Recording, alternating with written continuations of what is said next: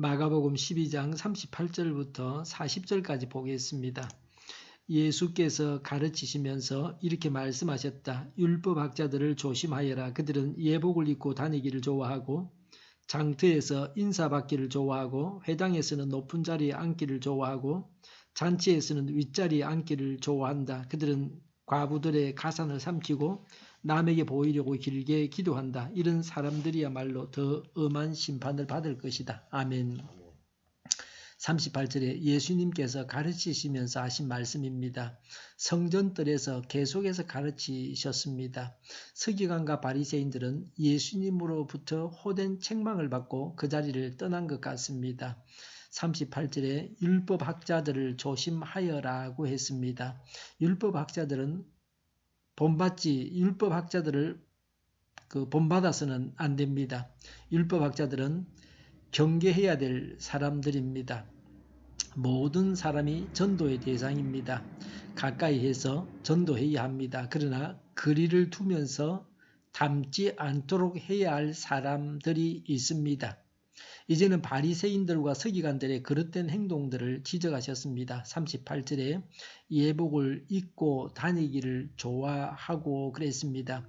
경건을 나타내기 위해서 입었던 옷입니다. 흰 세마포 두루마기를 입고 화려한 옷수를 달며 팔과 이마에 성구를 넣은 경문을 크게 만들어서 부착하고 다니면서 자신들의 경건을 과시했습니다. 이렇게 외모를 꾸미고 다니지만 실제로 마음에는 악이 가득했습니다. 경건의 능력이 없었습니다. 속에는 악이 가득하면서 경건한 척 하는 것은 위선입니다. 죄악입니다. 경건하게 보이기 위해서 겉모양만 꾸며서는 안 됩니다. 믿음이 좋은 것을 나타내기 위해서 겉만 치장을 해서는 안 됩니다. 우리도 우리의 외모만 꾸미려고 하지 않습니까? 존경받기를 좋아했습니다. 38절에 장터에서 인사받기를 좋아하고 그랬습니다. 시장은 물건을 사고 파는 곳입니다. 또 정치, 종교에 대해서 논하는 대중 집회 장소이기도 했습니다. 당시 서기관들은 대중이 모이는 장소에 나아가서 그들의 지위를 확인하는 것을 즐깁니다. 당시 사람들은 서기관을 랍비, 선생님이라고 하면서 앉은 자리에서 일어나 경의를 표했습니다. 존경받기를 좋아하지 말고 존경받을 행동을 하고 존경받을 사람이 되어야 합니다. 전직 대통령들이 감옥 가는 일은 더 이상 없기를 바랍니다. 지나치게 보복성 그런 조사나 또 법을 어기는 그런 행동들을 하지 말아야 할 것입니다. 모든 사람이 존경받는 사람이 되도록 해야 합니다. 특히 지도자들이 존경을 받도록 해야 합니다. 저절로 존경이 나오도록 지도자들이 처신하고 살아가야 합니다. 39절에 회당과 잔치에서 높은 자리에 앉기를 좋아했다고 했습니다. 회당은 종교 집회 장소입니다. 회당에서 기도하고 성경 낭독과 해석이 있었습니다. 회당에서 높은 자리는 율법을 넣어두는 궤 앞에 위치한 자리입니다. 기도 인도자나 성경 낭독자가 앉는 자리입니다. 이곳은 회중의 시선이 집중하는 곳입니다. 이 자리에 앉는 것은 명예의 상징입니다. 서기관들은 이 자리를 자신들을 위한 고정석으로 알고 이 자리를 독점해서 자신들의 권위를 의도적으로 드러내려고 했습니다. 잔치의 상석은 출입구에서 먼 자리입니다. 잔치에 참석한 모든 사람을 한눈에 볼 수 있는 자리입니다. 원래 이곳은 잔치 배설자나 주빈 혹은 노령자가 앉는 곳입니다. 서기관들이 이 자리를 차지함으로써 자신들의 명예를 가시했습니다. 40절에 가부의 가산을 삼키고 그랬습니다. 하나님은 고아나 가부나 객을 해롭게 하지 말고 보호하라고 하셨습니다. 서기관들은 이들을 돌아보며 보살펴줄 의무가 있는 자들입니다. 그럼에도 불구하고 서기관들은 자신들의 지위나 권력을 이용해서 약한 자들의 것을 착취하는 데 전력했습니다. 서기관들은 가부들을 관리했습니다. 적정성 이상의 헌금을 강요했습니다. 가부들이 소유한 부동산 거래를 도와주고 가부들보다 더 많은 몫을 가져갔습니다. 가부들이 물질을 바치면 서기관들이 부당하게 그 일부를 가져갔습니다. 40절에 남에게 보이려고 길게 기도한다고 했습니다.